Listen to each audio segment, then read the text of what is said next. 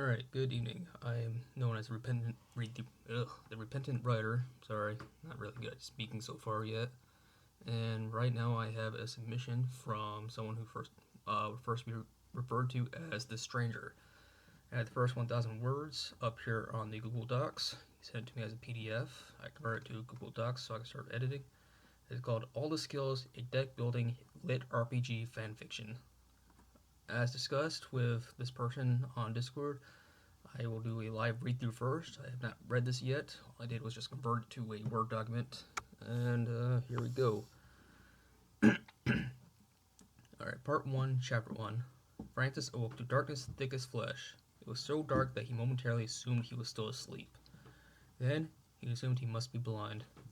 Francis didn't feel particularly worried about not being able to see. He had a vague feeling that he should be worried, but he felt just too confused to care about anything else. He wasn't sure where he was, what he'd been doing, or much of anything. He thought back to before he woke up and found that he couldn't remember anything. That, above all else, did scare him.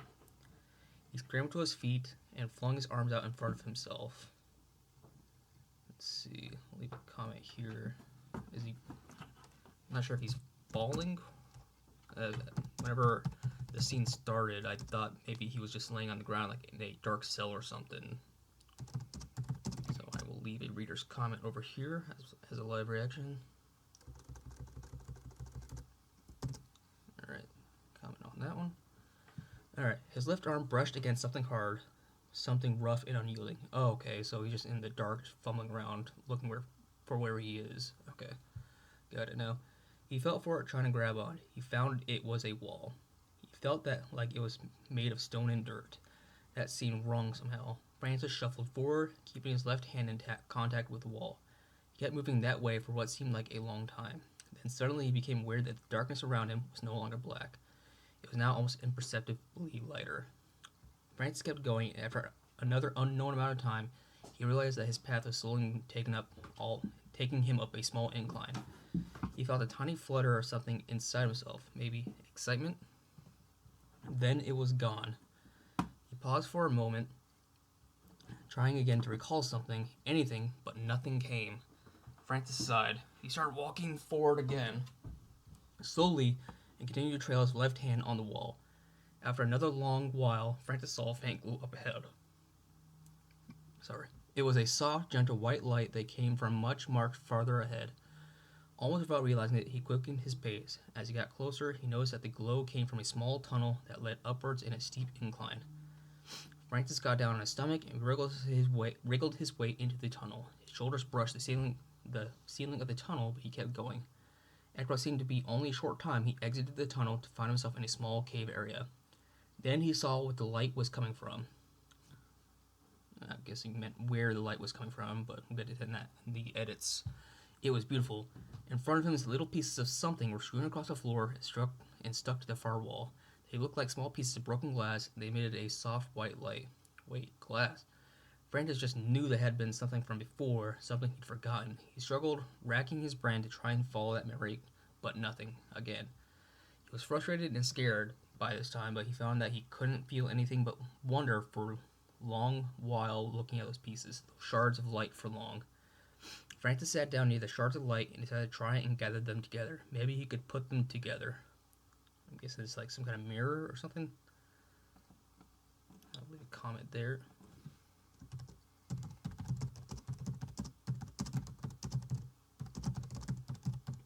Oh man, I messed that one up.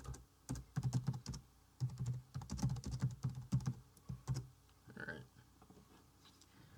There were so many, he had a feeling something had been broken to make so many. So with careful hands, he began gathering the pieces into a pile. He kept at it until every last shard was in a pile at his feet. Then he sat back on his heels and began trying to put the pieces together.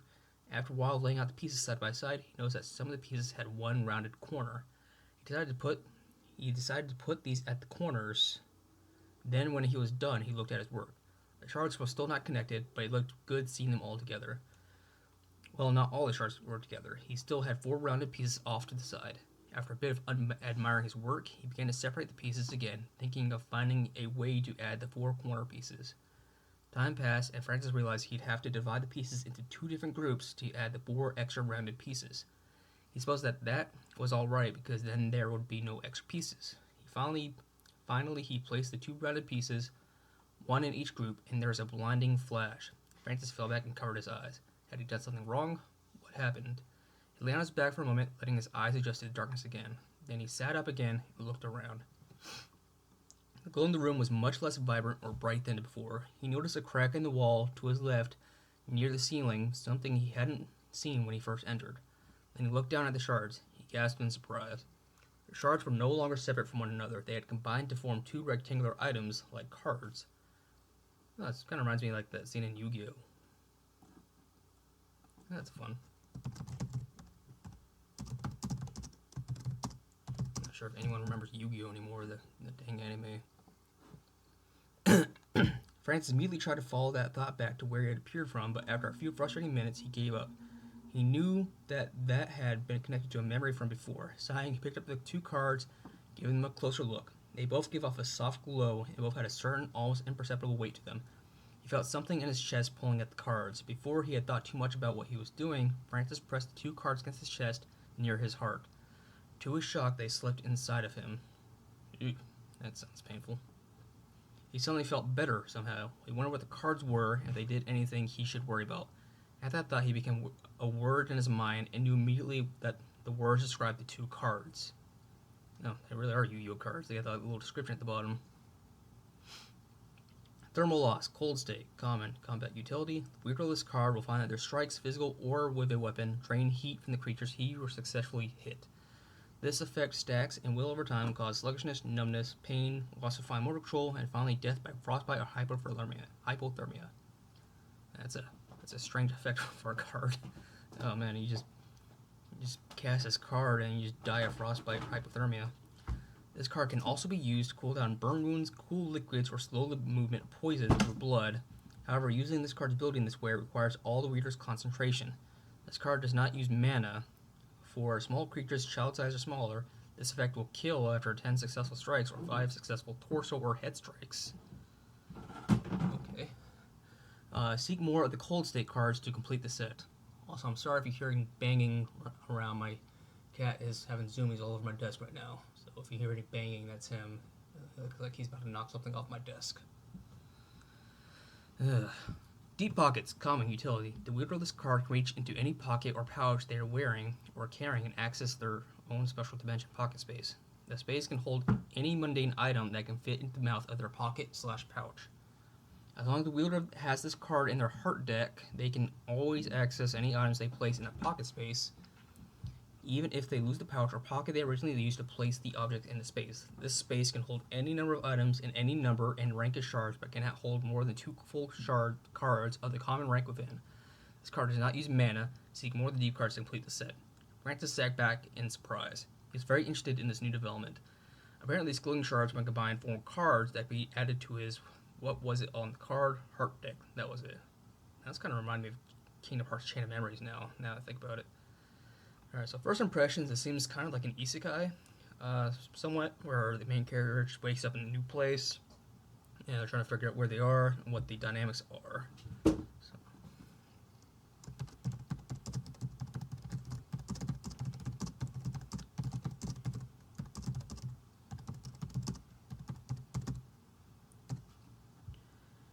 Alright, now we will get into the editing portion of this. And I do want to say, whenever I go through edits, is more from an objective point of view, not saying it is good or bad, because at the end of the day, writing is all about communication. And number one thing, the reason why I'm choosing the first 1,000 words of each person's novel is that regardless of genre or your audience, your main focus in your first 1,000 words or your first chapter is to build a clear and concise picture to the reader. It does not really matter about how cool your hook is, how cool your plot is. What matters most is that the reader knows what is going on in chapter 1. Because at the beginning of the book, all they have is a white space. They don't know who, what, when, where, or how. That's your job to provide it. So you'll be rewriting your first chapter typically over and over dozens of times. I know that I have. So without further ado, let's get into the edits. First thing that I noticed was this, what I like to call the wall. This may not be on you, however, because you did send this to me in a PDF. So that might be part of the issue. But if this was your intent, there's a lot of issues with the wall of text here. Paragraphs are your friends. They break up the space and they help organize it for the reader. So basically, it does not matter how good your writing is. If a reader sees this, they are immediately going to scan this entire thing. They will not read the details. They might read, this first line over here, and then just kind of shift down to over here, maybe scan down to over here, and maybe scan down to over here. It keeps on going for too long, especially in the first page of your book. That's when they're going to DNF it. So, as I go line by line, I will try and add some paragraphs to help structure this better. So, let's see. Francis awoke to darkness thick as flesh. I do like this first line. It is striking, short, sweet, and to the point. That's really what you want in your first line. Maybe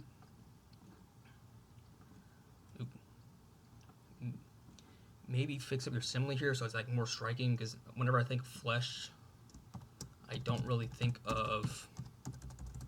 think of it as being thick. I usually think of flesh as like something more visceral. Alright, so I think since I already said it, I don't really need to leave a comment on here. Just I'll probably just leave a suggestion.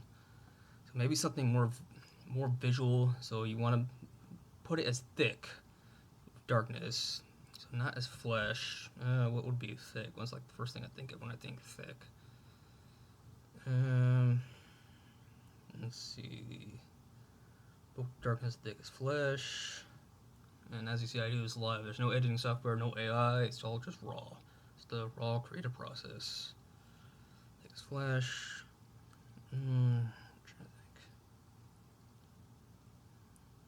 Let's see.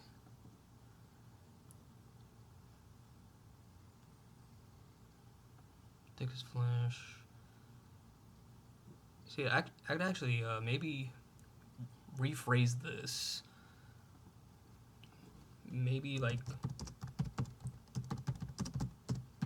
consumed Francis, because that's basically where you're going for here. Is where you're trying to communicate to the reader is, hey, the darkness is all around, it's all encompassing. So it's maybe a little bit generic, but maybe something like this. This is just a suggestion, though. This is more of a nitpick, not like something objective. It was so dark that he momentarily assumed that he was still asleep.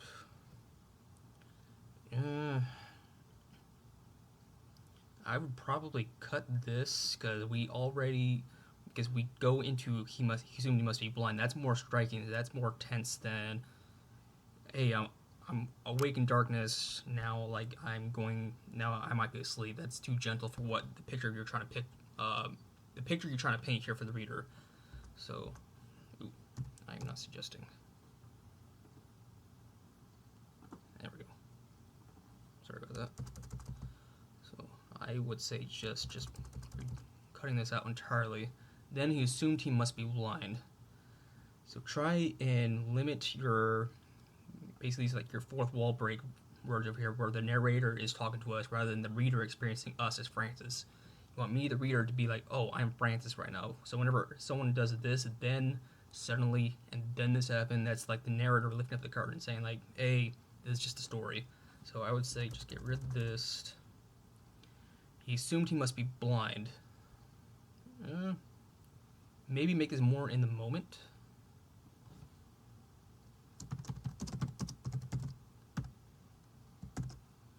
Just short, sweet, to the point. Francis didn't feel particularly worried about not being able to see. He had a vague feeling that he should be worried, but he just felt too confused to care about anything else. He wasn't sure where he was, what he'd been doing, or much of anything. So, for example, here's where we would put a paragraph. There. So, that's our new subject. Alright. Francis didn't feel particularly worried about not being able to see. So I think we combine these two lines over here into one thing. So the main thing is Francis should be worried, but he doesn't really seem to care. So I think we can boil all this down to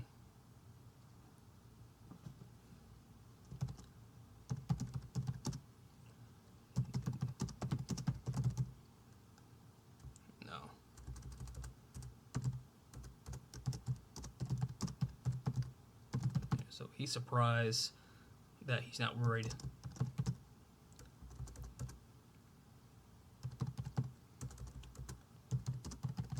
wasn't fear that took a hold of Francis. Only confusion. So the main thing about with editing is just reading it out loud, and a lot of editing, especially in your first round, is like just getting rid of extra lines that don't do anything. So for example, you get 2 lines over here that were just saying the same thing. As you go through your first draft, you'll be finding that word count is a huge thing, and your major thing really in your first edits is to just try and reduce that word count as much as possible. Cut down the fluff. He wasn't sure where he was, what he'd been doing, or much of anything. Let's see. So here we just cut it.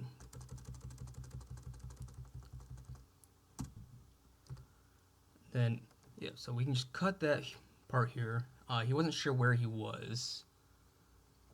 I would say he didn't know where he was. I wasn't sure if he was like, I'm not really sure about it. He didn't know where he was. It says like, hey, to the reader, like, hey, I don't know where I am. Sure thinks maybe I don't know where I am, but that's probably more.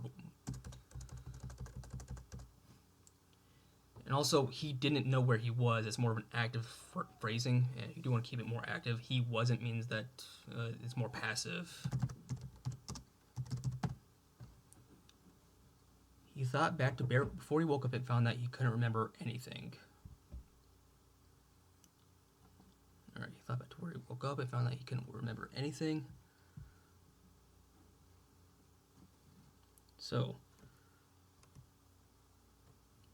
let's try and make this a bit more urgent.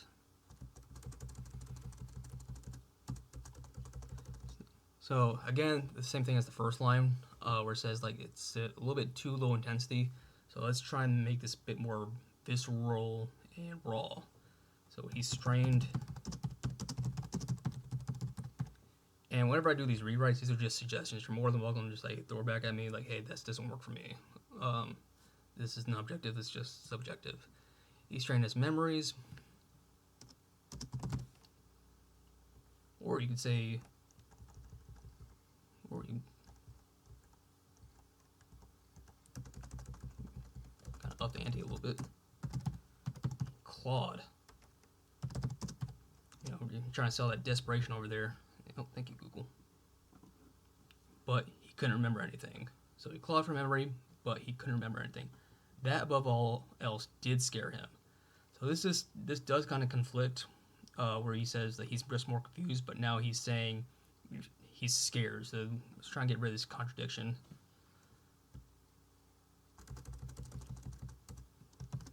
So let's make the fear something new.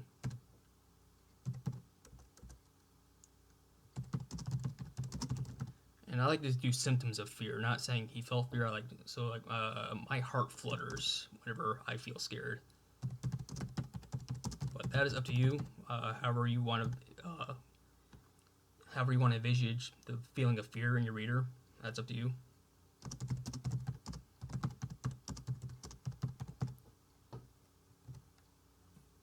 All right. So again, we can go to another paragraph here. There we go. He scrambled his feet and flung his arms out in front of himself. So, yeah, so I think this is an instance of the opposite issue where I saw flung his arms out. I thought he was falling, so I thought he was like flinging his arms out. So maybe make it a little bit less intense, because as I said, that led me to me thinking that he was falling for some reason.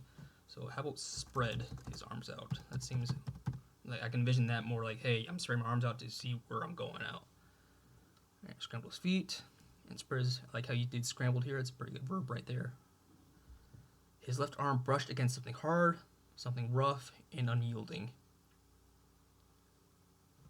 Let's see. He felt forward trying to grab on. He found another wall. So we assume whenever you press your arms out in front of you that there's a wall. So all of this we don't need. The reader will assume it is a wall just by the fact that it is to his side. And then this one's more of a nitpick. You don't need 2 somethings in the same line. So something hard, rough, comma here, and unyielding. It felt like it was made of stone and dirt. That's not too bad. That seemed wrong. So get rid of the somehow here. The somehow makes it more passive, more, you want to be direct to the reader, like, hey, this is happening. Let's see. This seemed wrong. That feels like a good place to just end a paragraph right there, get the reader moving on. So, bam. All right, Francis shuffled forward, keeping his left hand in contact with the wall. That's not too bad. Maybe sliding his left hand, because that's whenever I'm in a dark room, I'm sliding my hand against the wall. And then another thing is just word repetition. Like there's a weird word that strikes out, like left hand. For example, you have left here, and then you have left here. Big thing is try and reduce the word repetition whenever you can. So we don't really need left here. We already have his left arm on here, so we don't need a left hand. So we're going to just keep his hand in contact with the wall. He kept moving that way for what seemed like a long time. So this isn't really in the moment. It's like the narrator telling what's going on when we want to feel like we're Francis. So let's try and make this more in the moment.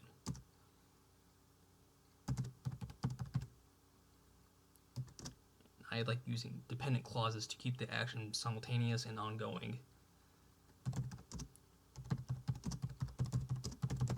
With every step. Push onward, his legs aching with every step. Let's see. His legs. Okay, there we go. Let's keep it more at distance. So he didn't.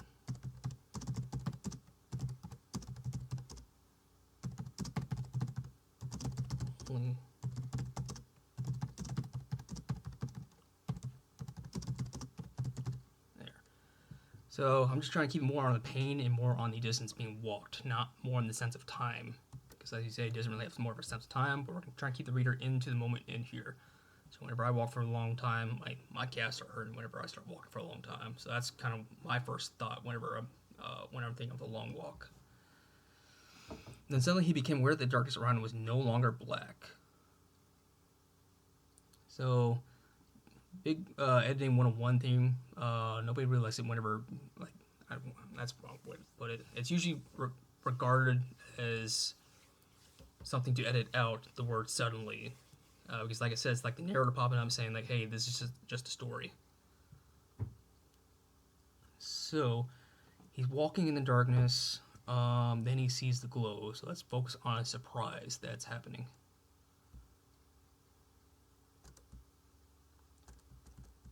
Let's see. Felt another unknown amount of time. Take my small incline. So we could go more spontaneous than a glow. So the darkness is growing lighter, so that means there's light coming in.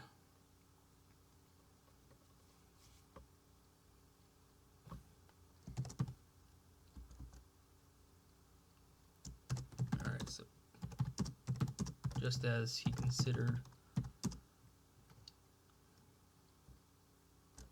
just as...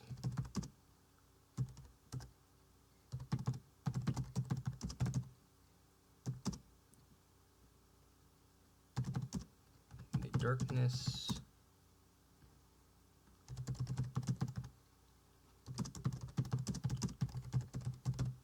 so I added the ever so slight on here, so like, hey, he's doubting it's happening right now. Let's see, so we don't need this because I just said it was lighter, so get rid of that. Let's see, Francis kept going, unknown amount of time. His path is slowly taking him up a small incline. So this is the main thing that's keeping the plot forward, this small incline. All of this over here is just kind of reiterating the same thing that we already had. So we've got to focus on small incline and cut everything else. Alright. So keep it in the moment then. So, Francis's toes stumbled on an incline. See? Yeah, so we don't need all that. All we need to know is, hey, there's an incline. So the main thing with editing is just keep the plot going and try and just cut out all the fluff. Think about what you need to communicate to the reader and cut off everything else. He felt a tiny flutter of something inside himself.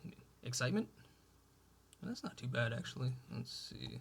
Sorry, I didn't mean to say actually like that. My bad. Oh.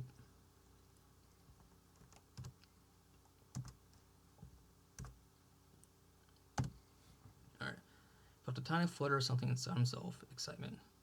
So, actually, we don't need the himself. There. Then it was gone. He paused for a moment trying to recall something, anything, but nothing came. Francis sighed. He started walking forward. So we don't really need to know this unless you're really hinting at the memories. Like, unless, like, your memory, like, him trying to regain his memories is, like, a core facet of the story that you're trying to tell. Otherwise, our main focus is just, hey, where are we and what is going on? Now, if memory is a big thing, then maybe you can be like, hey, for a second, something flashed in his mind, and then insert your memory of something you want to hint at later on. But from here, it doesn't really look like memory is going to be a big theme from what I'm reading. So let's just keep it focused on where he is. So let's keep us in the moment. So we'll get rid of this. Started walking forward again slowly and continues with the left hand on the wall. So again, we've already know his left hand is on the wall. Let's see.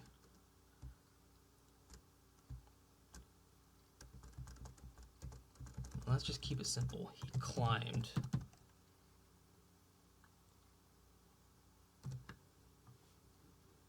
Let's see. After another long while, Francis saw a faint glow up ahead.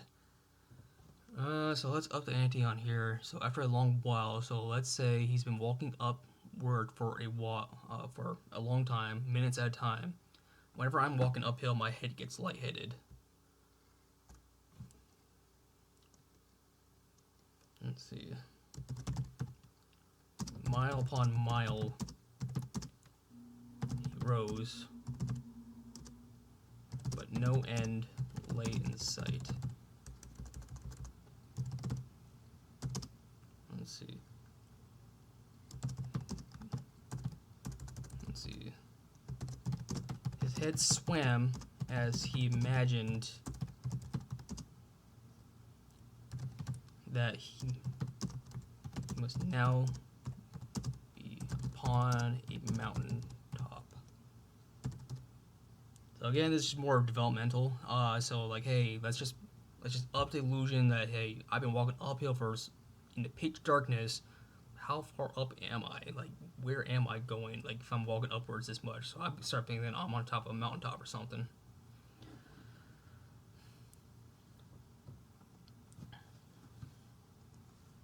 All right, another paragraph here. Keep the reader kind of on their feet on this little thing where he's just still in the darkness, walking uphill, and then he sees a faint glow up ahead. Let's see. Let's just make the faint glow more in the active, because he's like really the star of this paragraph. A faint glow exploded into view like a shooting star. Or you could say twinkling like a star. Yeah. Exploding a little bit too much.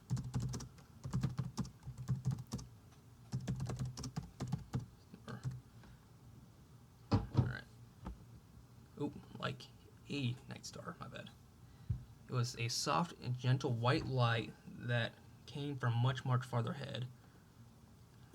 So we already know it's far ahead because we've been talking about distance a lot, so we don't really need this part here. It was a soft and gentle was a soft, gentle glow. Let's do that one. Because it's comforting, I think of glow whenever I think of comforting. Almost without realizing it, he quickened his pace. As he got closer, he noticed that the toe came from a small tunnel that led upwards in a steep incline. So this whole section we don't need because we already know he's walking uphill. We already assume he's in a tunnel because he's surrounded by walls on the side, ceiling on the bottom, floor on the bottom, ceiling on the top. So we don't need this whole line over here. Almost realizing he quickened his pace. So let's up the ante on this one. Before he knew it, he was running. And then if you really want to add a censoring on over here, you'd sell his chest hurting from running too much, his gas, like the way his gas echo in the tunnel and such. Maybe hammer in that his legs are screaming agony, but he's just pushing himself forward. But I'll leave that one more up to you. Came from a small tunnel. Okay, so there's a smaller tunnel. Okay, so he has to go down into a smaller tunnel. So I think the issue here is the word tunnel here. So I already assumed he's already in a tunnel, so I thought the tunnel just continued. So let's flatten the tunnel into a crevasse. So he's running up a tunnel, uphill, and then he basically gets down to another opening where he has to lay down on the ground. So he's already running, so let's have him smack his head up against the wall. Alright, because like the tunnel is I don't want to say thinning, that's not the real word.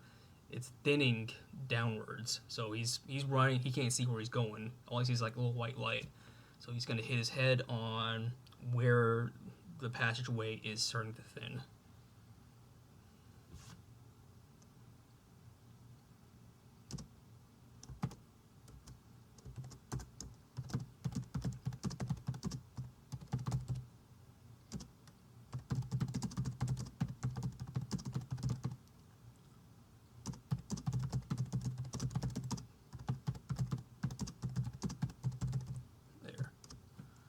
So he falls, runs in the tunnel. Let's see, clasping his head in pain. He's got that little goosebump going on.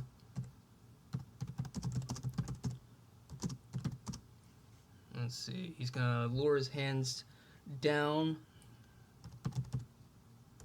Let's see, trying to think of a better word for rubbed. Let's see.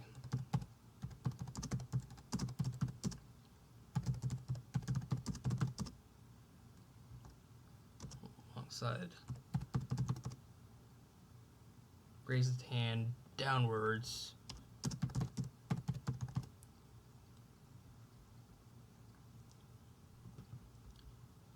Downwards the barrier.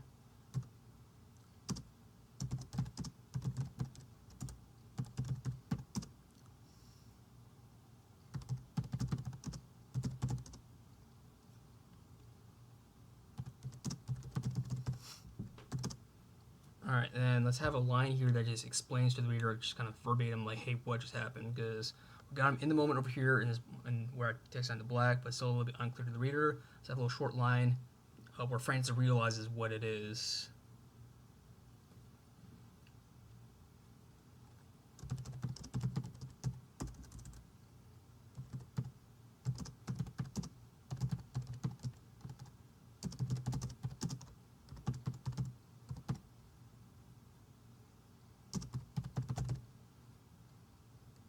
Let's see.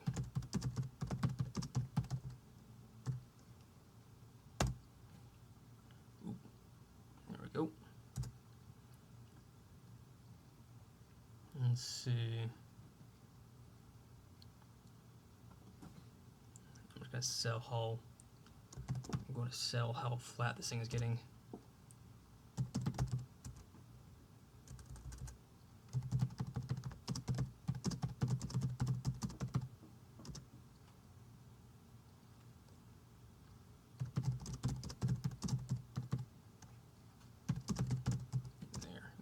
In the moment.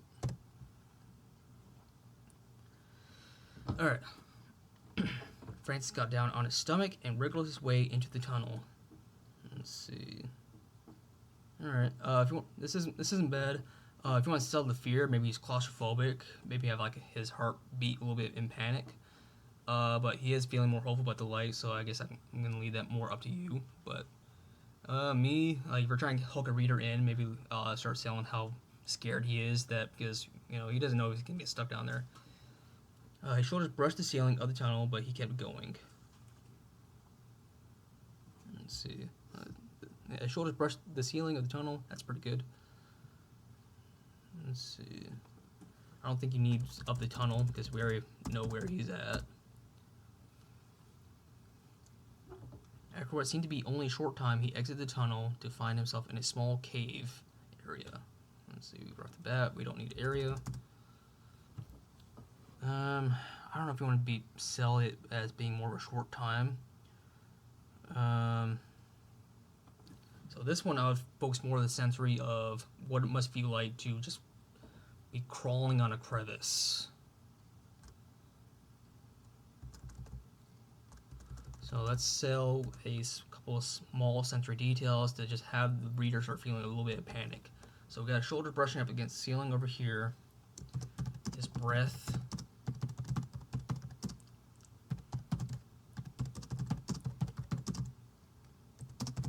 Hot, humid breaths. Oh.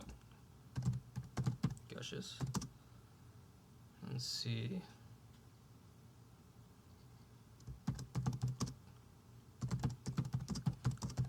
Just small little details that gets the reader like feeling, oh man, I don't want to be where Francis is.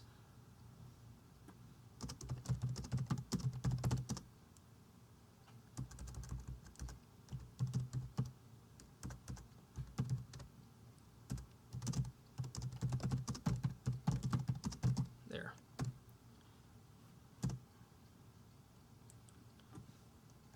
Francis exited the tunnel to find himself in a small cave. Alright, so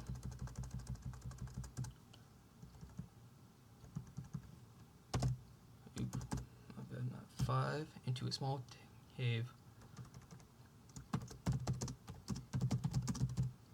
Push makes more in the moment. He exited the tunnel into a small cave. Then he saw what the light was coming from. Alright, so since you're going into more describing what the light is, not where it's actually coming from, I'm just going to say, let's see. Alright, then he saw the light. Just short, sweet, simple, to the point. It was beautiful. Yeah, that works together. So then he saw the light. It was beautiful. Let's see. In front of him, little pieces of something were strewn across the floor and stuck to the far wall. Alright, let's just keep him on the floor. Let's just keep it short. Let's just keep it simple here. In front of him, little pieces of something were strewn across the floor.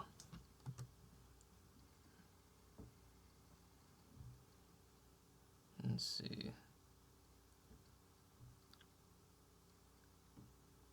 They looked like small pieces of broken glass, and they emitted a white light. Little pieces of something strewn across the floor.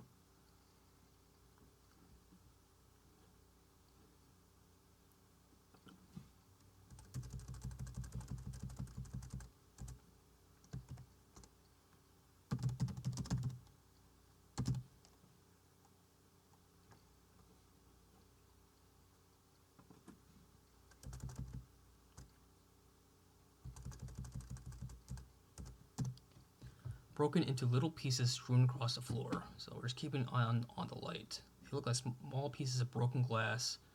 So let's just keep it at broken glass. And the light is being described as they. So the light, they're describing light emitting light. So that doesn't really make much sense to me.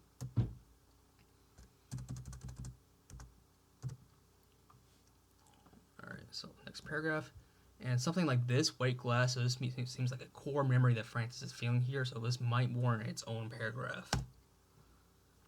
And you might want to put this into italics, be like, hey, this is Francis' thought.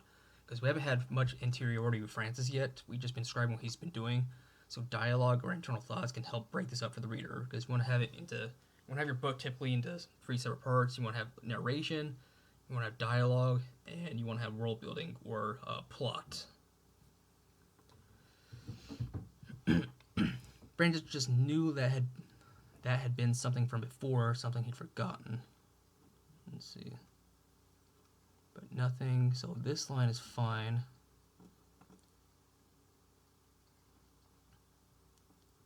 That had been something from before, something he'd forgotten. Okay, no, this is good. Francis just knew, especially the way I like how you emphasize "new" here. That is like something core to him. That's very good. But nothing again, so I don't think we need this again. He's frustrated and scared by this, but he found that he couldn't feel anything but wonder for long while looking at this piece of those shards of light for long. So this goes into the writing 101 camp of show don't tell. I actually hate giving this kind of advice, but when it's warranted, it is kind of warranted. So we want to show that he is frustrated and scared by this. So it could be an action, could be a sensation that he's feeling. Frustrated and scared by this, but he can't. Let's see. So you gotta think of, like, what do you do when you're frustrated or scared? Let's focus on the frustration here, because we've had him scared. Let's have him be a bit frustrated. So maybe, especially since he's trying to remember something, rammed his knuckles to his forehead in frustration. Oh, rammed his knuckles. Again, it's just like, hey, whatever you do whenever you feel frustrated, or however you want to sell it to the reader. Me, like, just off the top of my head, whenever I'm trying to remember something, I'm like, yeah, just knocking on my forehead, like, come on.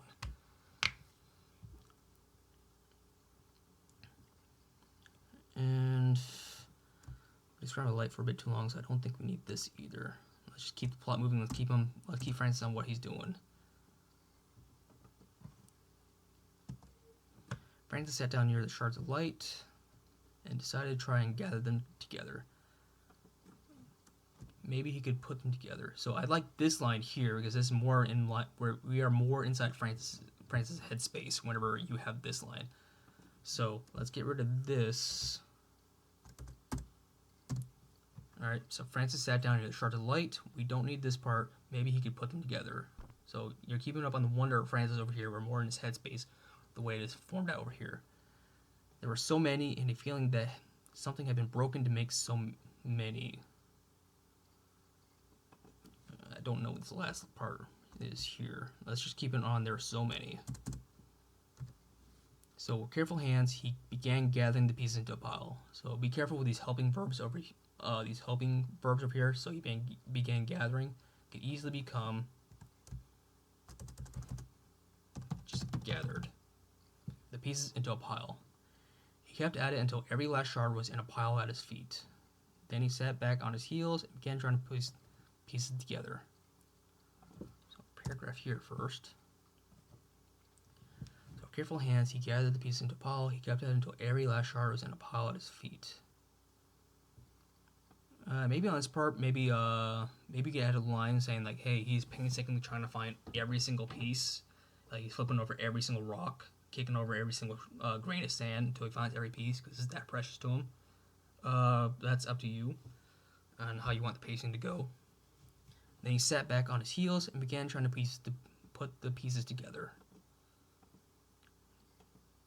You could say assemble the pieces. Yeah, because you have another helping verb over here, began trying.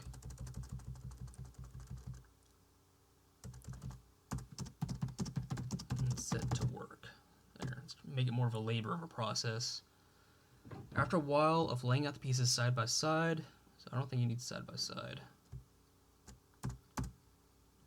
He knows that some of the pieces, so we're already talking about the pieces, we don't need these same pieces all the time.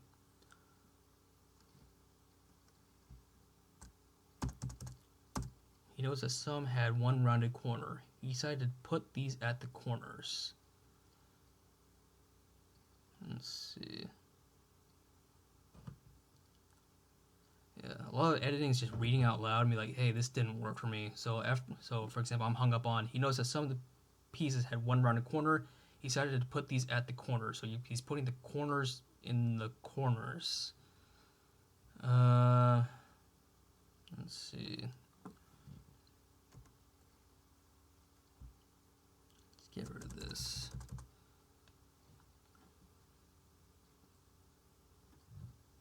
Let's see. Francis assembled these on the edge as a guide. Because, you know, when you're putting puzzles together, you usually start with the corner pieces and, like, the edge pieces. Let's see.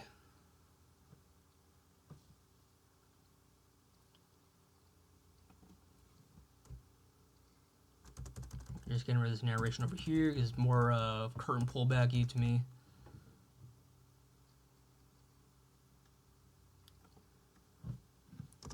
And observed his handiwork. There. The shards were still not connected, but it looked good seeing them all together. Alright, that's pretty good. Well, not all of the shards were together. There we go. He still had 4 rounded off pieces off to the side. Alright.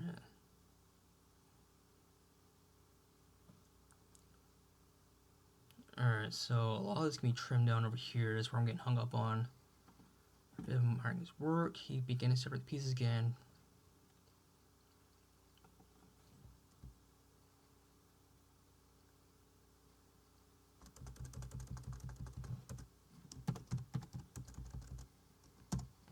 Let's have his internal narrate dialogue again. So he's thinking, where the hell did these things go?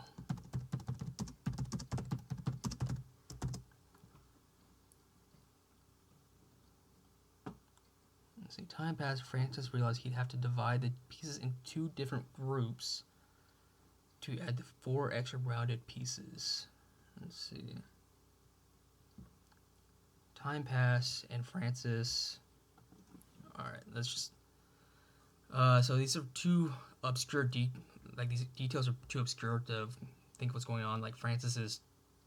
it's not clear to the reader what is going on. So let's try and make it more general, more clear to the reader. Sorry, that's my cat hissing. Hey.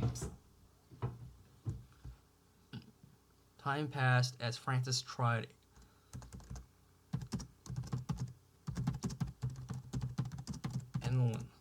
endless...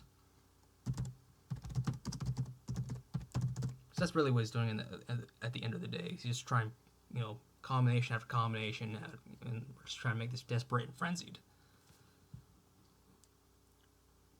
So we can get rid of this.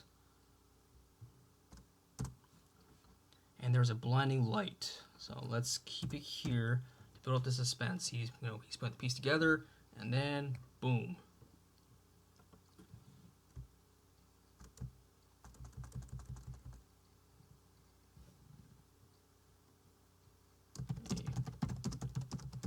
Light exploded. So this time we can use exploded for light because it's more violent. Flash of light exploded, bathing the cave. Let's remind them that they're in a cave. A blinding flare. There.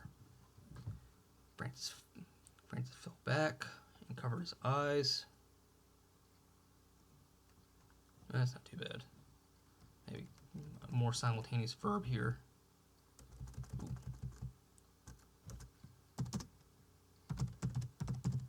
Clutching his eyes. Had he done something wrong? What happened? So try and keep it to one question here. He lay on his back for a moment, letting his eyes adjust to darkness again. Then he sat up and looked around. Let's see.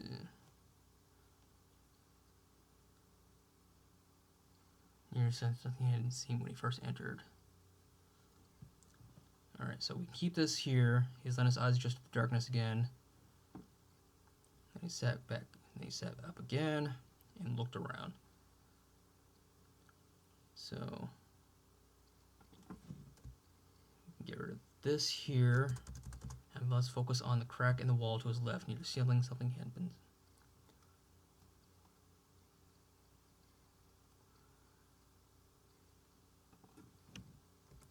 So let's just rephrase this to a couple shorter sentences.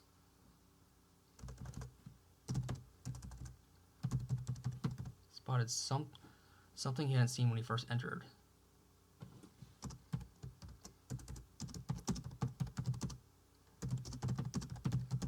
So just putting this guy in its own sentence just makes it more clear to the reader that, hey, this is really important.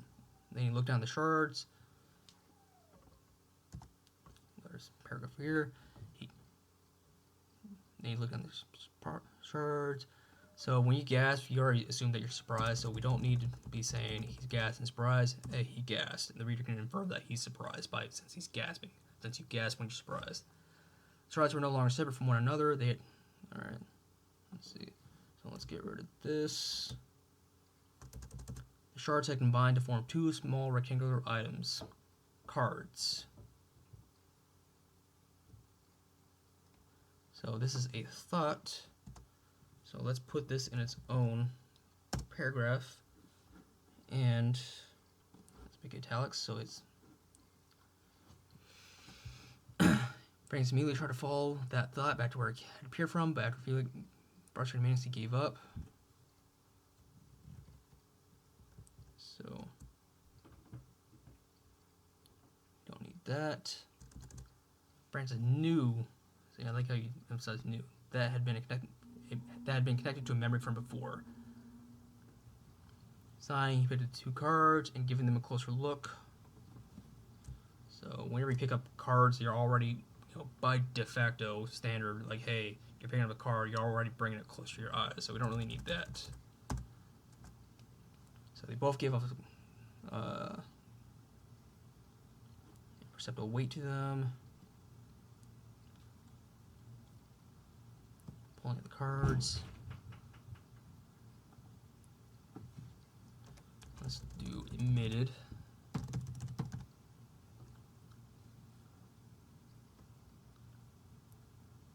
Let's see.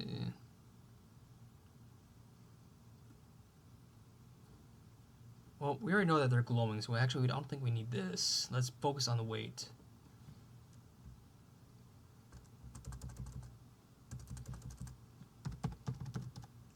Carried a.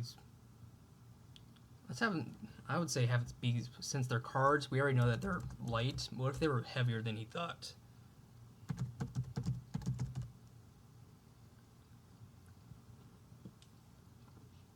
But that's up to you. I would say, like, hey, that would be more surprising to me because we're in the cards are glowing from all this paragraph over here. What if they were like, oh, this is a little bit heavier than I thought.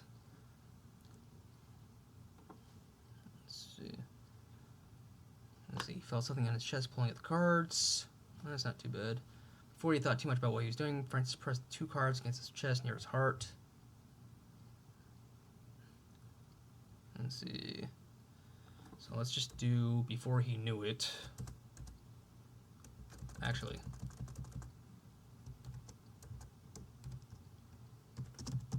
On impulse.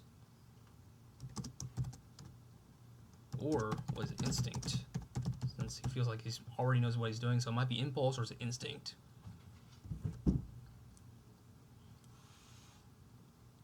Let's see, he suddenly felt better somehow. And if they did anything he should worry about. We don't need that.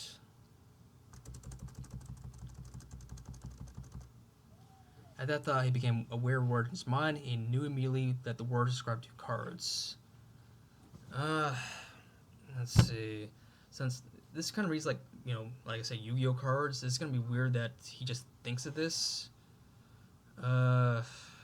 What if, instead of it just being in his mind, what if, like, hey, you put his stuff, those cards in his chest, maybe, like, he's suddenly, like, just writing them down, like, on the sand with his fingertips or something, or he's just reciting them, because I don't know the point of having these card descriptions whenever the cards are inside of them now, because the cards, you carry cards to read off of them,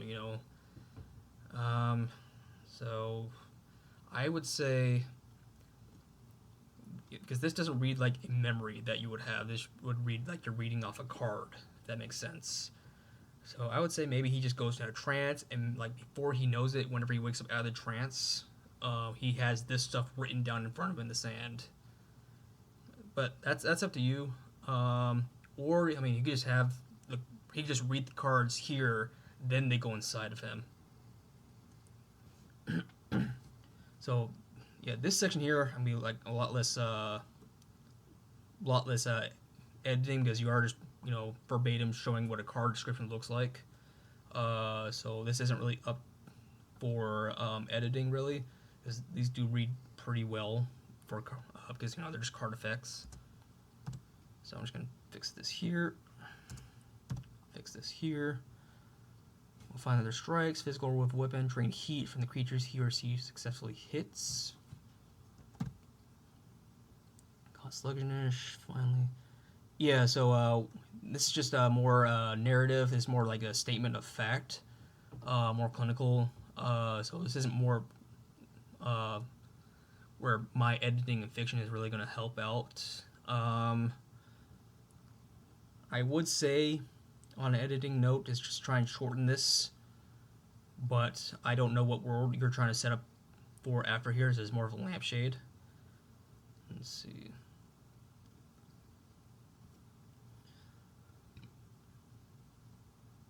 Let's see. Yeah, so this reads well. This one I do see something where I can probably help out a little bit. As long as the weird has this card in their heart deck, they can access any items they place in their pocket space, even if they lose the pouch or pocket they originally used to place the object in the space. Yeah, this one is like a tongue twister.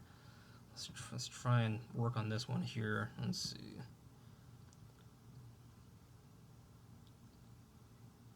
Even if they lose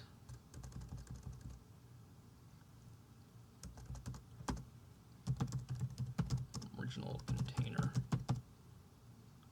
Yeah. Items in any number and rank of shards.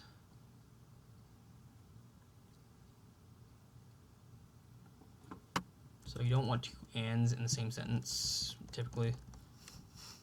In any rank of shards, but cannot hold more than 2 full cards at the common rank within. This card does not use mana. Seek more of the deep cards to complete the set. Right, the set back in his surprise. He was very interested in this new development. When combined, form cards that can be added to his what was on the card heart deck. That was it. Alright. So, alright, we've gone through the edits. So as you see, they're... So like I said, with the edits, they're not like, this doesn't mean it was good or bad. Just, you think of your favorite author, they also had to go through heavy edits multiple times, several rounds of edits. So for example, this wouldn't even be considered a complete edit. This would just be like, hey, just the beginning of an edit. Because you typically go through like developmental edits, line edits, then copy edits. And that's after, this is on top of rewriting your first draft all the time. And then, just to give you an insight as to where I'm coming from when I give these edits, I don't have an MFA, Master of Fine Arts. I am a published author. I will post a link to my book in the description or in the comments. Not really as a plug, but just like, hey, whenever I'm receiving feedback from an author, I like to read a sample of their work to see if, like, hey, that's a style that I want to write in. So I would like to extend that same courtesy over to you. You don't have to buy the book or anything. If you go on Kindle, it'll actually have like the first 2 chapters for you to just read for free. You decide based off there, like, hey, this is something I want to pursue, or hey, this author doesn't know what he's talking about. I'm going to keep doing what I'm doing. I hope that this was helpful. I did enjoy reading it. I do like this kind of isekai thing. I do like where these card things are going. Alright, so I will upload this onto the channel, and I will send this back to you. Good luck with your writing, and yeah, happy stories.